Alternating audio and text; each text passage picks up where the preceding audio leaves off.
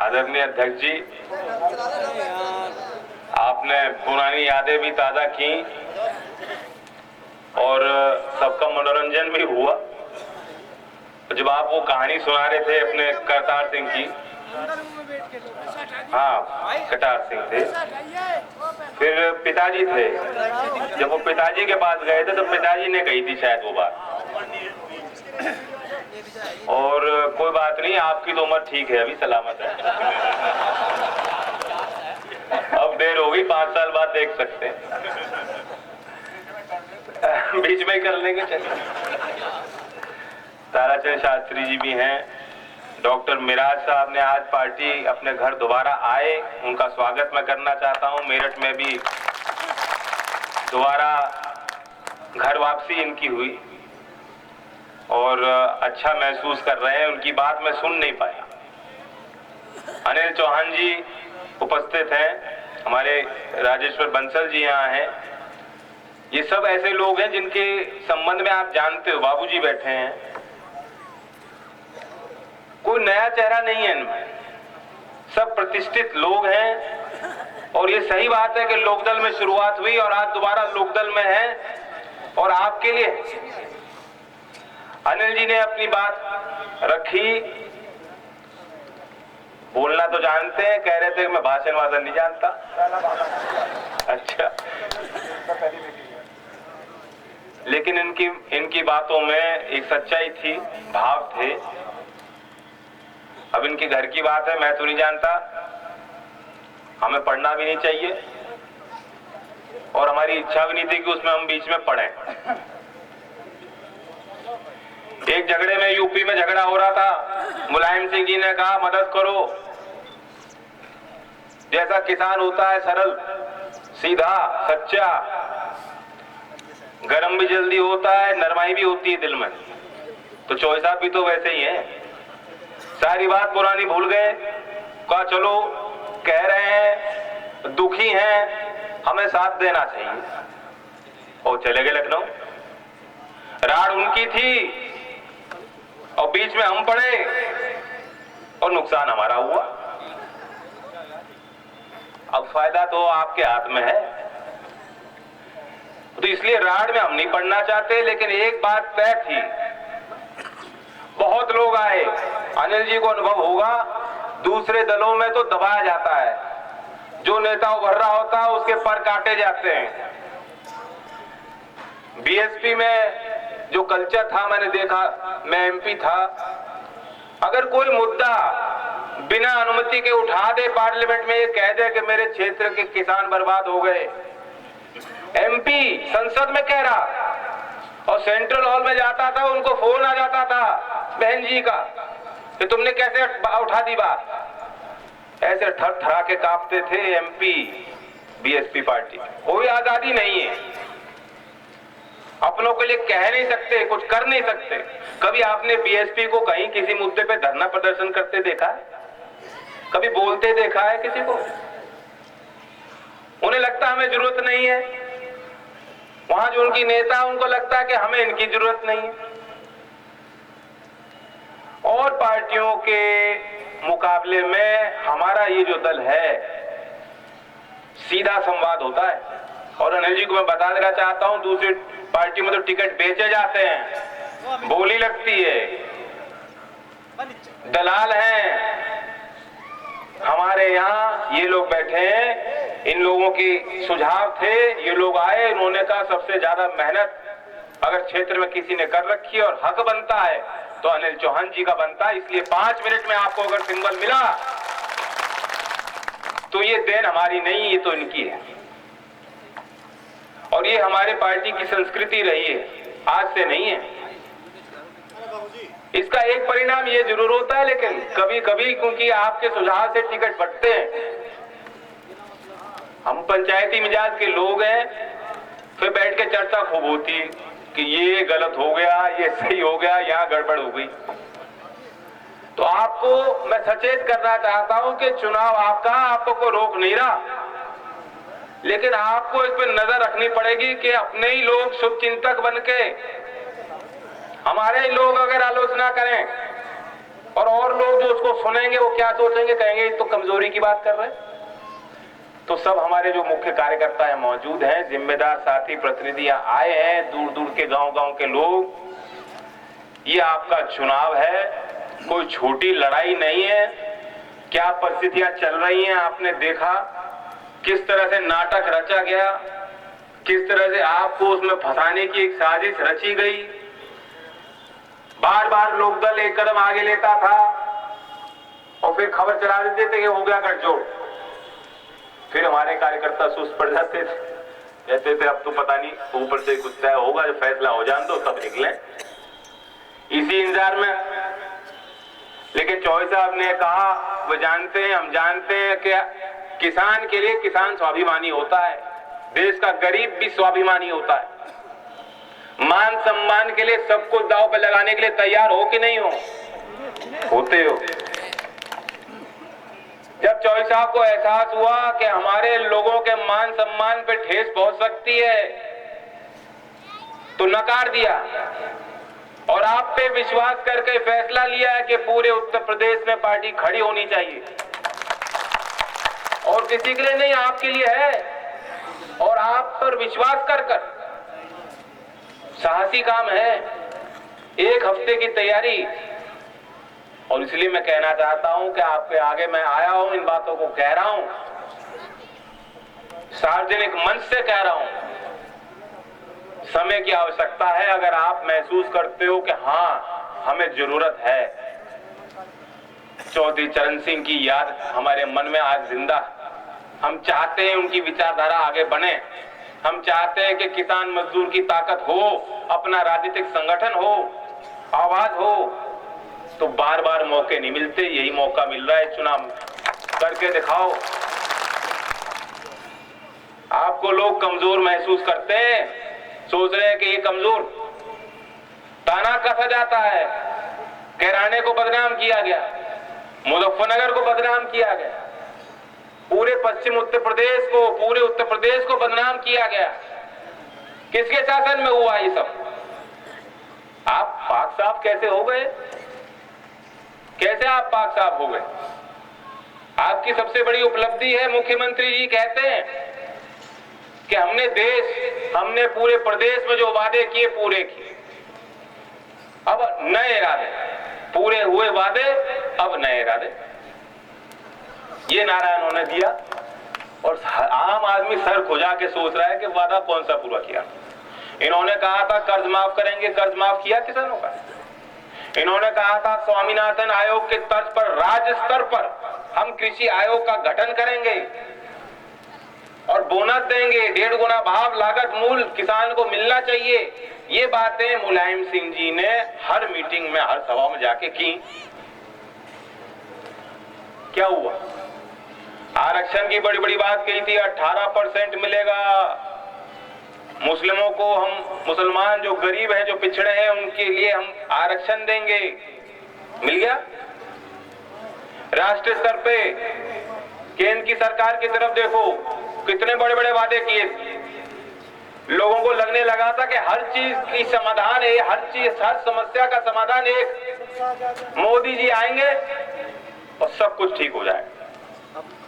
बड़े बड़े वादे किए, लेकिन अब आप देख रहे हो क्या हो रहा है, अंधाधुंध फायरिंग हो रही है।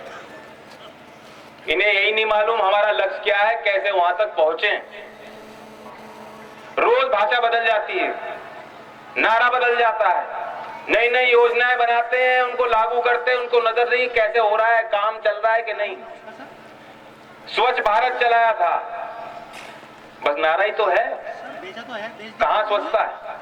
ना सोच में स्वच्छता, ना जहां हम जीवन को व्यतीत कर रहे वहां कोई व्यवस्था। इन्होंने नारा दिया गंगा को साफ करना है। एनजीटी जो कोर्ट है वो कह रहा है कि हजारों करोड़ बर्बाद कर दिए हैं इस पे, आप रोकिए, जवाब दीजिए, बताइए पैसा जो खर्च कर रही है भारत सरकार ये कहां जा रहा है?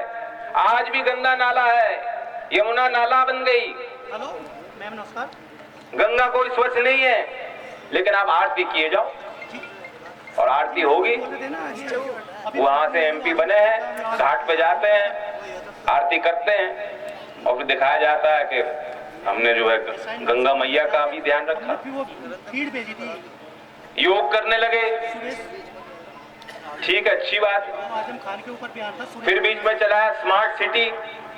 हर एक शहर का आदमी सोचने लगा कि हमारे शहर का नाम भी उसमें जाना चाहिए। उन्होंने कहा हमने देश भर में कंपटीशन चलाया है, जो पिछड़े रह जाएंगे, जो पिछड़ जाएंगे उनका क्या, जो कंपटीशन जीतेंगे शहर उनको रखा जाएगा। और यूपी में पूरे पश्चिम में पहले तो किसी का नाम रखा ही नहीं, और जिनके नाम रखे यूपी ने भेजे नहीं थे नाम, फिर झगड़ा हुआ, नहीं मेरठ होना चाहिए। शामली की तो कुछ कहीं चर्चा थी ही नहीं। और कौन सा शहर स्मार्ट सिटी बन गया, क्या मिल गया? 15 लाख आएंगे वो तो भूल ही जाओ। हर खाते में 15 लाख मिलेगा। फिर जब नोट बैन हो गया, उन्होंने कहा कि भ्रष्टाचार का उपाय है पैसे खींच लो, जब पैसे नहीं होंगे किसी के जेब में तो भ्रष्टाचार कहां से होगा। तो ये प्रचारित किया गया अभी रुक जाओ, अभी कष्ट है 2 महीना।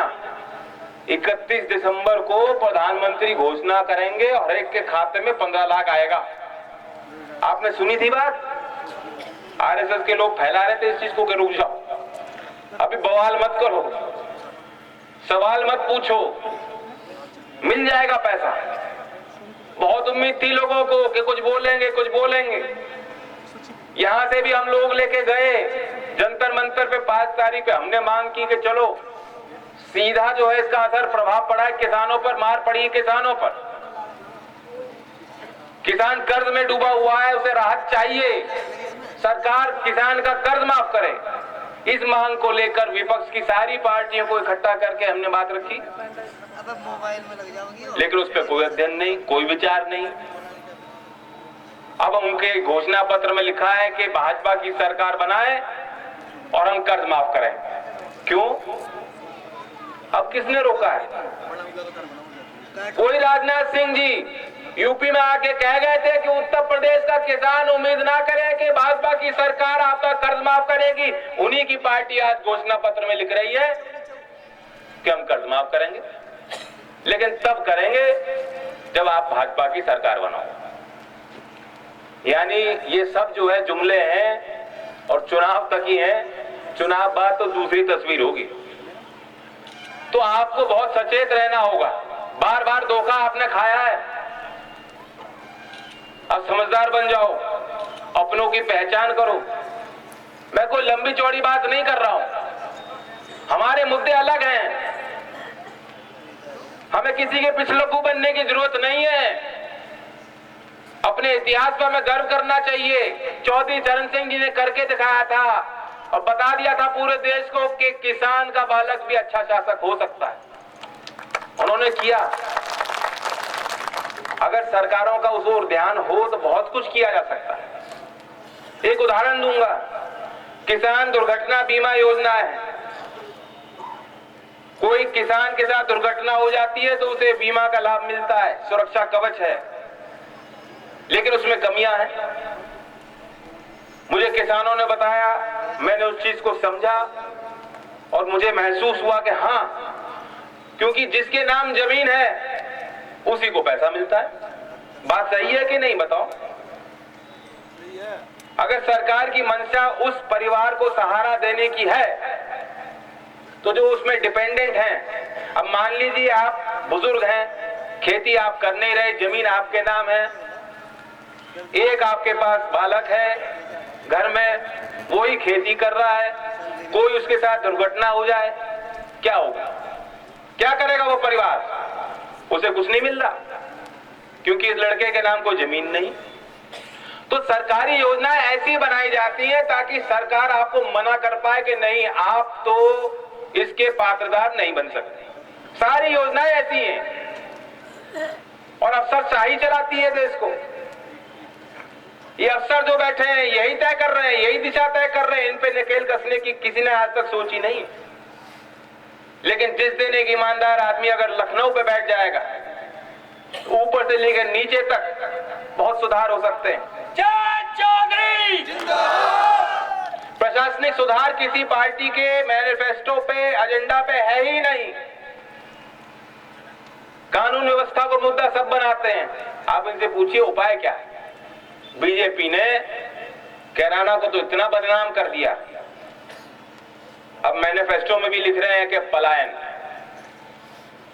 और पलायन का उपाय लिखा है कि हम सरकारी विभाग बनाएंगे हर जिले में। भाइयों, हमें और नए सरकारी विभागों की जरूरत नहीं है। लूट होती है, लूट, और कुछ नहीं हो रहा। आपके पास पुलिस है, ये काम, ये दायित्व तो पुलिस का है, कानून है। कोई चौथ वसूली कर रहा है, उसका इलाज अगर ईमानदार पुलिस हो, क्या नहीं कर सकती? क्या यूपी में जानकारी नहीं है? मुख्यमंत्री कार्यालय को 5 साल तक जानकारी नहीं थी खनन माफिया कौन चलाता है,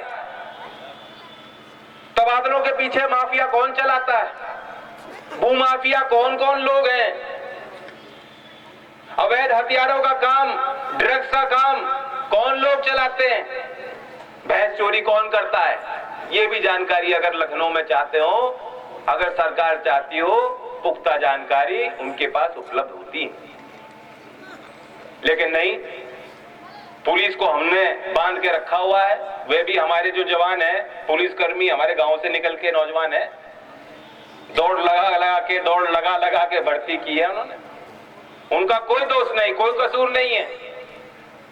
लेकिन अगर चोर को छुड़वाने के लिए मुख्यमंत्री कार्यालय से सिफारिश आएगी डीएम को, कप्तान को, तो ईमानदार अफसर, ईमानदार दरोगा, ईमानदार कप्तान क्या करेगा? अगर उसे अपना तबादला करने के लिए लाखों रुपए देने पड़े, उत्तर प्रदेश ऐसा स्टेट है जहां आईएएस अफसर ने कहा है कि अगर मैंने 40-50 लाख रुपए की घूस दे दी होती, मैं कब का डीएम बन गया होता। लालच है ऐसे लोगों की। इन लोगों के कारण हम यहाँ हैं, यहाँ खड़े हैं इस मोड़ पर। बीमारू राज के नाम से पिछड़ापन, बदनामी, कोई नए कारखाने, कोई नया निवेश हमारे यहाँ क्षेत्रों में करने को तैयार नहीं, नौकरी नहीं मिल रही। क्या करेंगे हमारे लड़के? ये काबिल भी हैं, दिल में इनकी इच्छा भी है, टीस भी है, मेहनती भी हैं, लेकिन जब तक हम अपने राज में ये नहीं देखेंगे कैसे राज सुधरे, कुछ नहीं होने वाला। इनमें से किसी की नजर नहीं इन चीजों पर। कानून व्यवस्था सुधारने के लिए आपको सशक्त पुलिस बल को खड़ा करना पड़ेगा, उनको आजाद करना पड़ेगा। अनावश्यक राजनीतिक जो दखलंदाजी होती है उस पर नकेल कसनी पड़ेगी। बॉर्डर स्कीम, जब समाजवादी पार्टी पिछली सरकार नहीं थी, विपक्ष में थे, उन्होंने एक वादा किया था कि पुलिस के लिए बॉर्डर स्कीम लागू करेंगे ताकि अपने जिले के और अपने जिले के सीमांत क्षेत्रों में ही जो उनकी तैनाती हो। 1 आध साल चलाया, फिर बंद कर दिया। मैं कहना चाहता हूं कि लोकदल को मजबूत करें और हम पहला काम करेंगे कि पुलिस रिफॉर्म्स को लागू करें और बॉर्डर पुलिस स्कीम की जो थी उसको वापस हम लागू करने का प्रयास करेंगे। किसान की कर्ज की मैंने बात की, कुछ ज्यादा नहीं है। यूपी का सिर्फ लगभग 16 से 17 हजार करोड़ की बात हम कर रहे हैं। अगर केंद्र सरकार करना चाहती तो 1 मिनट में कर सकती। 6 लाख करोड़, 7 लाख करोड़ तक एनपीए हैं। 1 लाख करोड़ बकाया अदानी का अकेले का है। बड़े बड़े औद्योगिक घराने ये मौज कर रहे हैं। प्रधानमंत्री कहते हैं कि नोट बैन से जो है कष्ट हो रहा है, लेकिन बड़े लोगों को हो रहा है। एक आदमी का, एक उद्योगपति का नाम केंद्र की सरकार, बीजेपी का कोई नुमाइंदा बता दे कि नोट बैन के फैसले से इस आदमी को कष्ट हुआ। एक उद्योगपति का नाम मुझे बता दे। नहीं बता सकते क्योंकि उन्हें कोई फर्क नहीं हुआ। आपको मालूम है, जब प्रधानमंत्री ने नोट बैन का फैसला लिया, विजय माल्या ने सबसे पहले ट्वीट किया, शाबाश, इससे भ्रष्टाचार का खात्मा होगा। विजय माल्या कह रहा है कि बहुत अच्छा कदम लिया सरकार ने। अंबानी जी तारीफ कर रहे हैं कि बहुत बढ़िया, भ्रष्टाचार खत्म हो जाएगा। अरे बिल्ली दूध की रखवाली कर सकती है क्या? आप ये तो सोचो कौन बढ़ाई कर रहा है और किसको कष्ट हो रहा है। किसानों को कष्ट हुआ, जो मजदूरी करते थे उनको सीधा झेलना पड़ा, काम बंद हो गए। छोटे छोटे काम गांव के, भट्टा उद्योग, कारीगरी में जो लोग थे, बुनकर, क्या करेंगे वो? सरकार कह रही है कोई बात नहीं, 3 महीने की बात है। अभी भी आरबीआई ये नहीं बता पाया कि कितना पैसा वापस आया। ये रिजर्व बैंक ऑफ इंडिया है, 1 महीना खत्म हो चुका है 31 दिसंबर को, अभी तक ये नहीं जवाब दे रहे कि पैसा वापस कितना आया। इसके पीछे आप समझ रहे हो क्या बात थी? कहीं ना कहीं इसमें भी पूरे प्रकरण में भ्रष्टाचार है। ये बात मेरी मान लो, इस पे जांच होंगी, चीजें निकल के आएंगी। तो हमें देखना पड़ेगा। चौधरी चरण सिंह तो ईमानदार थे, हमारा कार्यकर्ता आज भी ईमानदार है। मैं आप में देखता हूं अपने बाबा को, वही रूप है, वही ढंग है, वही ईमानदारी है, वही चाल चलन है। तो कमी हम में नहीं, हम तो सीना तान के खड़े होकर कह सकते हैं कि हम लोग ईमानदार हैं और हमारे हाथ में देश की बागडोर होनी चाहिए, किसान के हाथ में हमारी बागडोर होनी चाहिए। इसलिए कहना चाहता हूं कि यूपी में अपनी पार्टी को मजबूत करो। किसान का, यूपी के किसान का कर्ज माफ करने के लिए भी हम करेंगे। जो फसल बीमा योजना में वसूली किसानों से हो रही है, प्रधानमंत्री फसल बीमा योजना, प्रीमियम हाथ से लिया जाता है, जबरदस्ती है। मैं समझता हूं कि दायित्व सरकार का बनता है और राज्य सरकार इसमें अनुदान दे करके छोटे और गरीब किसानों के लिए ये अनुदान, ये सब्सिडी सरकार देगी, ना कि आपके खाते से लिया जाएगा। ये मेरा आपको वादा है। सबसे बड़ी चुनौती रोजगार की है, कैसे काम मिलेगा। हजारों वैकेंसी हर सरकारी विभाग में है और मैं नौजवानों को कहना चाहता हूं कि 6 महीने के अंदर अगर आप हमें इतना बल दे देंगे, 6 महीने के अंदर तमाम वैकेंसी फिल ना हो जाएं, तो फिर मुझसे पूछ लेना। हजारों सरकारी नौकरी के अतिरिक्त निजी क्षेत्रों को प्रोत्साहन देने की जरूरत है। नवीन आधुनिक मंडी के निर्माण की आवश्यकता है। किसान को बेहतर दाम कैसे मिले, इसके लिए सरकारों को सोचना होगा। सही स्मृति ग्राम विकास योजना की पहल जो मैंने की है, और मैं थोड़ा समझा देना चाहता हूं, हमारे इन क्षेत्रों में हर गांव में और शायद हर घर में कोई ना कोई आर्मी में है या पैरामिलिट्री में है और वे बड़ी बड़ी कुर्बानी देते हैं, जूझ रहे हैं हमारे दुश्मनों से। उन्हें सम्मान मिलना चाहिए कि नहीं मिलना चाहिए? मेरा वादा यह है कि अगर हम मजबूत हो, सरकार बने, पार्टियां तो अपने नेताओं के नाम पे योजना चलाती है, हम शहीदों के नाम पे योजना चलाएंगे ताकि उनके गांव को सम्मान मिल सके, काम हो, उनका विकास हो सके। क्योंकि मैंने देखा है, मैं कितनों शहीद परिवारों से मिला हूं जाके, उन्होंने कहा कि हमें कुछ नहीं चाहिए, हमारी बस्ती का विकास कर दो, हमारे गांव के लिए कुछ कर दो। ये उनकी भावना रहती है, उस भावना का सम्मान होना चाहिए।